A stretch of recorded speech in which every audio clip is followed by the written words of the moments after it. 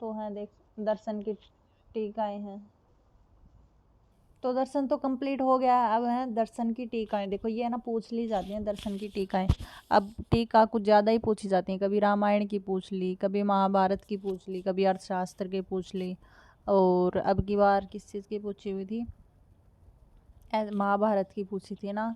तो अब टीकाएं काफ़ी लगभग टीकाएं पूछ ली जाती हैं। पहले ऐसे नहीं होता था, टीकाएं तो नहीं पूछी जाती थी, एक आध अगर दर्शन का कुछ दे दिया तो दे दिया, भामती टीका पूछ ली, जो सबसे इम्पोर्टेंट थी ना वो पूछी जाती थी। लेकिन रामायण की महाभारत की तो अब ये पूछी जाती हैं। ठीक है, तो अब हमारा दर्शन पूरा हुआ, दर्शन की यूनिट पूरी हुई। तो सोच रहे हैं दर्शन की सभी 6 के 6 जो दर्शन है ना उनकी एक बार टीकाएं देख लेते हैं, कौन सी टीकाएं हैं। वैसे तो सारी लिख दी हैं, कुछ और भी छूट गई होंगी, बहुत सारी होती हैं, लेकिन मुझे लगता है इंपॉर्टेंट टीकाएं आ गई हैं, यहाँ से प्रश्न आ जाएगा। तो सबसे पहले न्याय दर्शन की प्रसिद्ध टीकाएं। सबसे पहले तो न्याय सूत्र, न्याय दर्शन के ऊपर ग्रंथ कौन सा लिखा गया है, न्याय सूत्र लिखा होगा। किसके द्वारा लिखा गया, गौतम के द्वारा। ठीक है, गौतम को ही अक्सपाद के नाम से भी जाना जाता है। तो न्याय सूत्र है गौतम की। न्याय भाष्य ये वात्स्यायन की है। न्याय वार्तिक उद्योतकर की है। और न्याय वार्तिक तात्पर्य टीका है वाचस्पति मिश्र की। और उसके बाद न्याय सूची निबंध ये भी वाचस्पति मिश्र का मिलता है। वाचस्पति मिश्र की बहुत सारी टीकाएं मिलती हैं, न्याय पर भी मिलती हैं और वेदांत पे भी मिल जाती हैं और सांख्य पर भी मिलती हैं। तो मतलब वाचस्पति मिश्र काफ़ी इन्होंने लिखी हैं टीकाएं, लेकिन अभी न्याय की चल रही हैं। तो न्याय सूची निबंध और न्याय वार्तिक तात्पर्य टीका दोनों किसकी हैं, वाचस्पति मिश्र की हैं। आगे है न्याय सूत्रधार, ये भी किसकी है, वाचस्पति मिश्र की ही है। आगे है न्याय तात्पर्य परिशुद्धि, ये है उदयन की। न्याय तात्पर्य परिशुद्धि किसकी है, उदयन की। आगे है न्याय मंजरी, ये इंपॉर्टेंट है, न्याय मंजरी है जयंत भट्ट की। और एक है तार्किक रक्षा जो न्याय दर्शन पर लिखी गई है वरदराज की।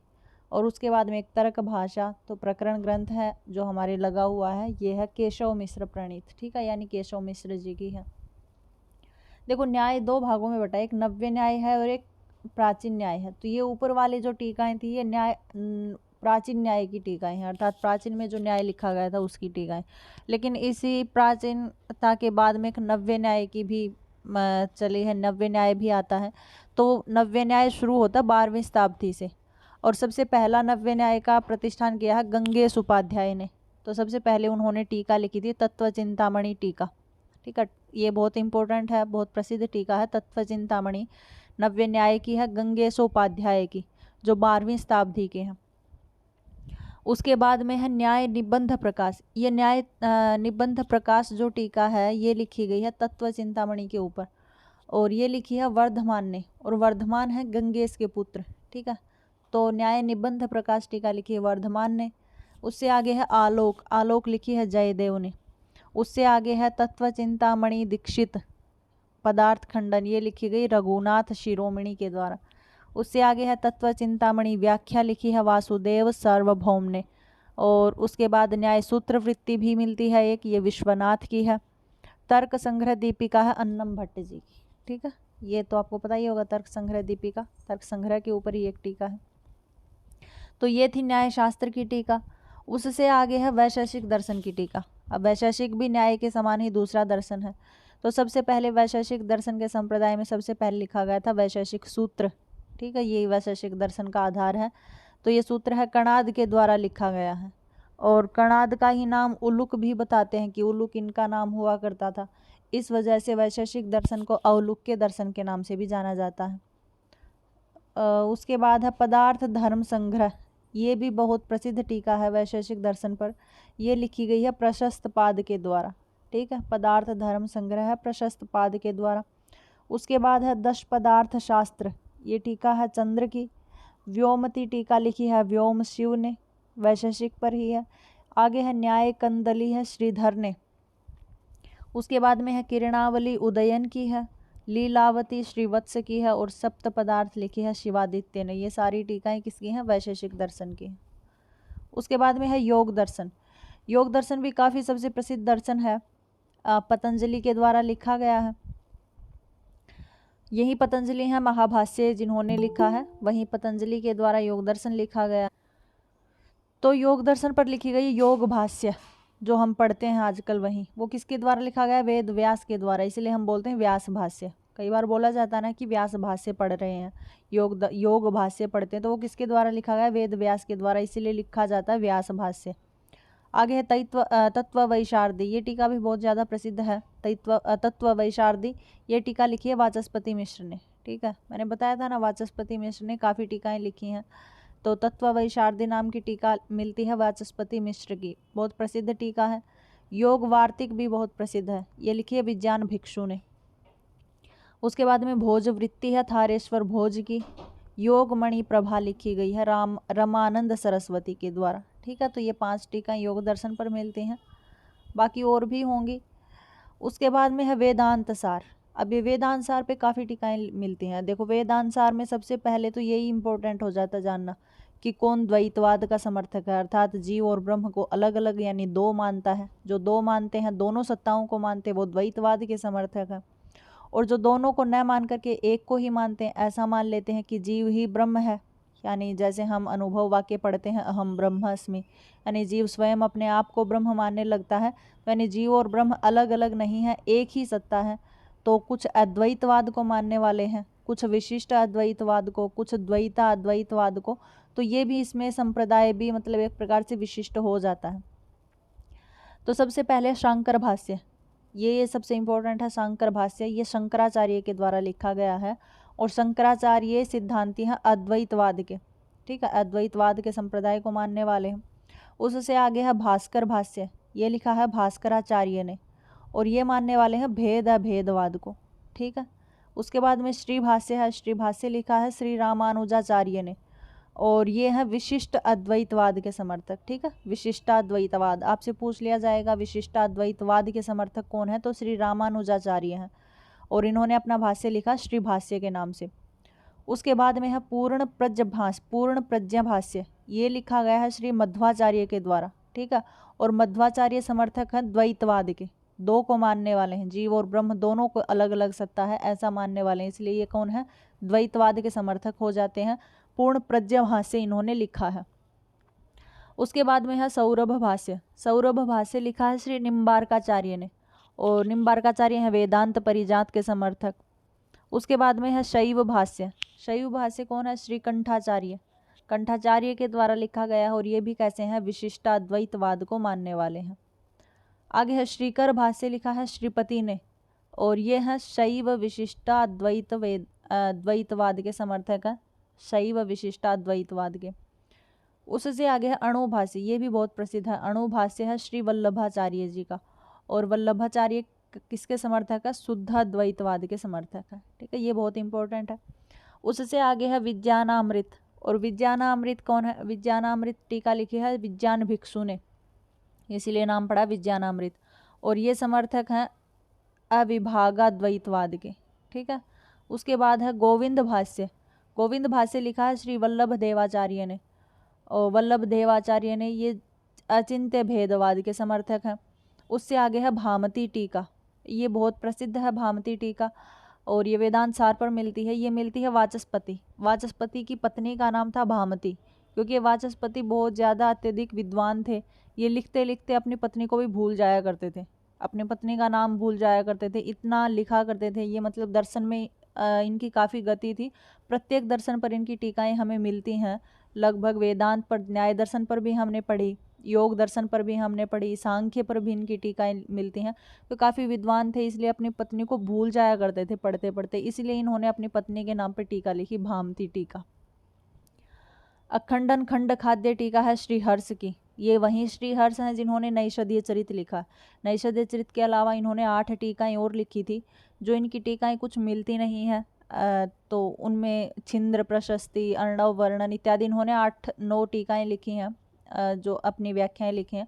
लेकिन इनकी एक टीका मिलती है खंडन खंड खाद्य टीका, ये अभी भी उपलब्ध है वेदांत सार पर। तो ये आपसे पूछ ली जाती है खंडन खंड खाद्य, क्योंकि 8-9 इनकी जो टीकाएं हैं, जो ग्रंथ हैं, एक नैषधीय चरित मिलता है और एक ये मिलती है। तो नैषधीय चरित तो हमारे लगा हुआ है, तो वो तो पूछते ही पूछते हैं, उसमें तो कोई दो राय नहीं है। लेकिन ये इसलिए पूछ ली जाती है क्योंकि ये उपलब्ध मिलती है, तो ये कई बार पूछी गई है। खंडन खंड खाद्य टीका किसकी है? तो श्री हर्ष की है।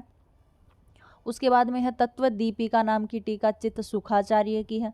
उसके बाद में है पंचदशी टीका, ये भी इम्पोर्टेंट है, ये विद्यारण्य स्वामी के द्वारा लिखी गई है पंचदशी टीका, ठीक है। उसके बाद में जीवन मुक्ति विवेक टीका है, इनके लेखक नहीं मिलते हैं, या आपको कहीं मिले तो आप मुझे भी बताना। उसके बाद में है अद्वैत सिद्धि टीका, ये लिखी है मधुसूदन सरस्वती के द्वारा। और एक टीका है सिद्धांत लेश संग्रह टीका, यह अप्य दीक्षित के द्वारा लिखी गई है। ये इतनी 17 टीकाएं हैं जो किसके ऊपर, वेदांत सार के ऊपर मिलती हैं। तो आपको ये भी याद रखना है कि ये किस किस के समर्थक हैं, या शंकर भाष्य किसने लिखा है, भास्कर भाष्य किसके द्वारा लिखा गया है, श्री भाष्य किसके द्वारा, या विशिष्ट द्वैतवाद के समर्थक कौन है, द्वैतवाद के समर्थक कौन है, अद्वैतवाद के समर्थक कौन है, ये सारी बातें आपको ध्यान में रखनी है, कहीं से भी प्रश्न उठाया जा सकता है।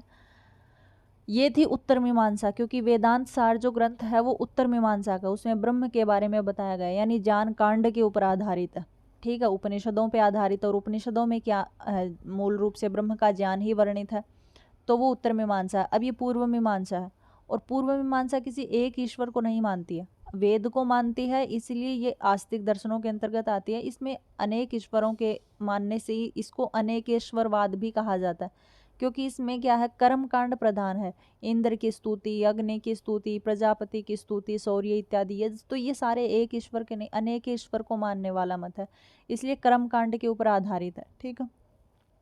तो पूर्व मीमांसा है, साबर भाष्य लिखा गया है सबर स्वामी के द्वारा, ठीक है। साबर भाष्य ये बहुत इंपॉर्टेंट है, पूछ लिया जाता है कि सबर स्वामी का साबर भाष्य कौन से दर्शन पर मिलता है, तो पूर्व मीमांसा पर मिलता है, जो कर्म कांड पर आधारित है, जैमिनी के द्वारा जो लिखा गया है, ठीक है। उसके बाद में है श्लोक वार्तिक, ये पूछी गई 2019 की है, ये कुमारिल भट्ट के द्वारा लिखी गई है, ठीक है। श्लोक वार्तिक नाम की टीका किसके द्वारा लिखी गई, तो कुमारिल भट्ट के द्वारा। तंत्र वार्तिक नाम की टीका भी कुमारिल भट्ट के द्वारा ही लिखी गई है। उससे आगे है मध्य टीका और बृहत टीका, ये अभी फिलहाल उपलब्ध नहीं होती हैं, लेकिन ये लिखी किसके द्वारा गई हैं, कुमारिल भट्ट के द्वारा लिखी गई हैं। उससे आगे है विधि विवेक, एक टीका भावना विवेक है, तीसरी विभ्रम विवेक है, और चौथी मीमांसा सूत्र अनुकर्मणी, ये टीका, ये सारी टीकाएं लिखी गई हैं मंडन मिश्र के द्वारा। और मंडन मिश्र हैं कुमारिल भट्ट के शिष्य, मंडन मिश्र के बारे में आपने कुछ कहानी भी पढ़ी होगी। तो ये विधि विवेक, भावना विवेक, विभ्रम विवेक, मीमांसा सूत्र अनुकर्मणी, ये सारी टीकाएं किसके द्वारा लिखी गई हैं, मंडन मिश्र के द्वारा लिखी गई हैं। और ये मंडन मिश्र कौन है, कुमारिल भट्ट के शिष्य हैं। उसके बाद में है न्याय रत्नमाला और व्याप्ति विवेक, ये दोनों टीकाएं लिखी गई हैं पार्थ सारथी मिश्र के द्वारा, ठीक है। न्याय रत्नमाला और व्याप्ति विवेक दो टीकाएं हैं, दोनों लिखी गई हैं पार्थ सारथी मिश्र के द्वारा लिखी गई हैं। और ये पार्थ सारथी मिश्र कौन है, मंडन मिश्र के शिष्य हैं, ठीक है। कुमारिल भट्ट के शिष्य मंडन मिश्र, और मंडन मिश्र के शिष्य हैं पार्थ सारथी मिश्र। आगे है न्याय सुधा, न्याय सुधा टीका लिखी गई है पूर्व मीमांसा पर सोमेश्वर भट्ट के द्वारा। अंजिता लिखी गई है परितोष मिश्र के द्वारा। मीमांसा न्याय प्रकाश लिखी गई है आपदेव के द्वारा, ठीक है, ये इंपॉर्टेंट है, मीमांसा न्याय प्रकाश। भाट्ट अलंकार लिखा गया है अनंत देव के द्वारा। मीमांसा परिभाषा लिखी गई है कृष्ण यज्वा के, तो ये कृष्ण यज्वा के द्वारा लिखी गई है। उससे आगे ये भी इम्पोर्टेंट है बृहति टीका, क्योंकि बृहति टीका को लिखने वाले प्रभाकर मिश्र हैं, इसलिए ये प्रसिद्ध हो जाती है, क्योंकि प्रभाकर मिश्र, कुमारिल भट्ट, इनका अच्छा खासा संप्रदाय हम पढ़ते हैं, कौन से संप्रदाय से हैं, किसी का कौन किसका समर्थक है, तो इसलिए कौन सी बृहति टीका है, प्रभाकर मिश्र की। और फिर हम ऐसा भी पढ़ते हैं कि पूर्व मीमांसा में प्रमाणों में भी मतभेद है, कि कुमारिल भट्ट 6 प्रमाणों को मानते हैं और प्रभाकर मिश्र पूर्व मीमांसा में 5 प्रमाणों को आधार मानते हैं, कि 5 प्रमाणों से ही प्रमेय की उत्पत्ति या ज्ञान हो जाता है, जबकि कुमारिल भट्ट 6 प्रमाणों को मानते हैं। तो ये पूर्व मीमांसा में दोनों आचार्य बड़े समर्थक रहे हैं, इनका अपना अपना संप्रदाय भी है, अपना अपना मत भी है। हमने पढ़ा था सामान्य परिचय में, नहीं पढ़ा हो तो अभी एक बार यूट्यूब पे वीडियो पढ़ी, आप जाके के देख लेना। तो यहाँ पे क्या, इसलिए ये बृहति टीका थोड़ी प्रसिद्ध हो जाती है, क्योंकि ये प्रभाकर मिश्र के द्वारा लिखी गई है। दीपिका टीका लिखी है वरदराज के द्वारा। अलंकार लिखा गया है दामोदर सूरी के द्वारा, और प्रभाकर विजय लिखा गया है नंदीश्वर के द्वारा, और तंत्र रहस्य लिखा गया है रामानुजाचार्य के द्वारा। ये भी काफ़ी इंपॉर्टेंट है तंत्र रहस्य, क्योंकि रामानुजाचार्य ने लिखी है, इसलिए ये इंपॉर्टेंट हो जाती है। तो ये थे पूर्व मीमांसा के ऊपर। तो हमने न्याय दर्शन पढ़ा, वैशेषिक दर्शन पढ़ा, योग दर्शन पढ़ लिया, अब पूर्व मीमांसा पढ़ लिया। अब इसके बाद में है जैन दर्शन। जैन दर्शन के ऊपर जैन आगमों का मिलता है महावीर का संदेश मिलता है, यानी महावीर प्रसाद कौन है, जैन दर्शन के 24वें तीर्थंकर माने जाते हैं, लास्ट के तीर्थंकर हैं। 23वें पार्श्वनाथ को हम मानते हैं और पहला ऋषभदेव, इस प्रकार से हम जानते हैं। तो महावीर ने मतलब जैन का उपदेश दिया, वो उपदेश इनमें क्या है 41 सूत्रों में लिखा गया है। उनके जो उपदेश हैं वो कहाँ पर संकलित किए गए हैं, 41 सूत्रों के अंतर्गत संकलित किए गए हैं। वहीं क्या है जैन आगम, अर्थात वहीं जैनों का एक प्रकार से मतलब मानने वाला जानने वाला ग्रंथ होता है। तो ये इनका ग्रंथ है। और इन्होंने आगे जैन दर्शन की जो भाषा थी ना वो प्राकृतिक भाषा थी, इन्होंने प्राकृत भाषा को अपनाया है, मतलब कि शुरू से ये प्राकृत भाषा के अनुयायी रहे हैं, लेकिन उसके बाद जा कर के इन्होंने संस्कृत भाषा को अपना लिया था। तो संस्कृत भाषा को जैसे इन्होंने अपनाया था तो उसमें एक ग्रंथ लिखा गया था, सबसे प्रसिद्ध और सबसे पहला ग्रंथ लिखा गया था तत्वार्थधिगम सूत्र, ठीक है। अर्थात जो आजकल हम पढ़ते हैं, जो हमारे नेट में सिलेबस लगा हुआ है, तो जिस भी प्रकार की हम जैनों की कोई डेफिनेशन पढ़ते हैं वो इसी से पढ़ते हैं, तत्वार्थधिगम सूत्र की डेफिनेशन ही पढ़ते हैं। और ये लिखा गया है उमा स्वाति के द्वारा, ठीक है। तो ये बहुत ज़्यादा प्रसिद्ध है, इसलिए ये इसको याद रखना जरूरी है। तो तत्वार्थधिगम सूत्र किसके द्वारा लिखा गया है, उमा स्वाति के द्वारा लिखा गया। आगे है बौद्ध दर्शन। बौद्ध दर्शन क्या है, बौद्ध दर्शन अगर सीधा सा माने तो त्रिपिटक को मानता है। त्रिपिटक क्या है, 3 पिटारियां जिसे बोल सकते हैं एक प्रकार से। तो एक सुत्त पीटक होता है, उसमें एक विनय पीटक है और एक अभिधम पीटक है। ये 3 प्रकार के पीटक हैं। तो इन तीनों में क्या है, बुद्ध के उपदेशों को संकलित किया गया है। जैसे देखो जैनों ने क्या किया, जैन आगम में 41 सूत्रों में महावीर के मतलब एक प्रकार से महावीर के जो उपदेश थे, जो आदेश थे, उनको संकलित किया था। और बौद्धों ने क्या किया, बौद्धों ने बुद्ध के जितने भी उपदेश थे वो त्रिपिटक के अंतर्गत संकलित कर दिए। ये सुत्त पिटक में इन्होंने बुद्ध के जो सामान्य उपदेश थे, जो जनता के लिए उपदेश थे, धर्म इत्यादि के लिए उपदेश थे, वो इन्होंने यहाँ पर आकर के सुत्त पिटक में रख दिया। विनय पीटक में जो बुद्ध के विनयशीलता के उपदेश थे जनता के लिए, वो विनय पीटक के अंतर्गत हैं। और अभिधम पीटक में जो इन्होंने राजनीति इत्यादि को लेकर के कोई संदेश दिया था, वो सारे किसमें है, अभिधम पीटक में। तो बुद्ध ने जितने उपदेश दिए थे वो 3 पीटकों के अंतर्गत मिलता है। और ये बुद्ध जो है, यानी जो बौद्ध हैं, वो पाली को मानने वाले हैं, पाली भाषा को मानने वाले हैं, यानी पाली भाषा के अनुयायी हैं। इसमें एक अभिधर्म कोश लिखा गया वसुबंधु के द्वारा। और प्रज्ञा पारमिता सूत्र, लंकावतार सूत्र इत्यादि, ये इनका एक संप्रदाय है, 4 संप्रदायों में बटा हुआ है। ये शून्यवाद के समर्थक हैं, कुछ योगाचार के समर्थक हैं और वैभाषिक के समर्थक हैं, एक सोत्रांति के समर्थक हैं। ऐसे 4 संप्रदाय हैं। तो उन चारों संप्रदायों में कुछ कुछ अपने अपने ग्रंथ लिखे गए हैं कि योगाचार को मानने वाले सबसे प्रसिद्ध कौन है, शून्यवाद को मानने वाले कौन है। तो उन्होंने संप्रदाय चलाते हैं उससे पहले एक ग्रंथ तो लिखना पड़ता है, उसी के आधार पर सारी क्रियाएं होती हैं। तो उन्होंने अपने अपने ग्रंथ लिखे हैं। लेकिन अगर पूर्ण रूप से देखा जाए तो बौद्ध दर्शन पर सबसे प्रसिद्ध क्या मिलता है, त्रिपिटक मिलता है, ठीक है। जिसके अंदर बुद्ध का क्या होता है, बुद्ध ने जितने भी उपदेश दिए थे वो तीनों प्रकार के पीटकों में संकलित किए गए हैं। तो ये आपकी टीकाएं थी कुछ, तो बाकी तो सारी आ चुकी हैं। शायद सांख्य दर्शन की टीका रह गई है ना, वो गलती से रह गई है, मैं आपको दे दूंगी वो भी जहाँ से मुझे मिलेंगी लिख करके। बाकी आप ये टीकाएं ध्यान में रख लेना, ठीक है। यहाँ से प्रश्न आ सकता है, तो आई थिंक आपको समझना तो क्या ही है, इनको याद करना है तो याद कर लेना। अभी याद कर लेना 1-2 बार, और 1-2 बार जब एग्ज़ाम आ जाए, डेट आ जाए, आपके एडमिट कार्ड आ जाते हैं, तो लास्ट के 7 दिन पहले तो एडमिट कार्ड आ ही जाएगा। तो आप ऐसा करना, सुबह सुबह उठ करके 7 दिन लगातार एक बार मतलब इनका पारायण कर लेना, ताकि आपको याद रह जाएंगे और याद रहने में कोई प्रॉब्लम भी नहीं होगी। अगर 7 दिन में 7 बार भी पढ़ते हो तो जा करके मतलब इतना तो पहचान पाओगे। अगर मुँह ज़बानी कंठस्थ नहीं कर पाए कि ये टीका किसकी है, तो ऑप्शन देख करके तो इतना अंदाज़ा लगा ही पाओगे कि हाँ ये टीका इसकी है, ठीक है। तो इस प्रकार से याद कर लेना।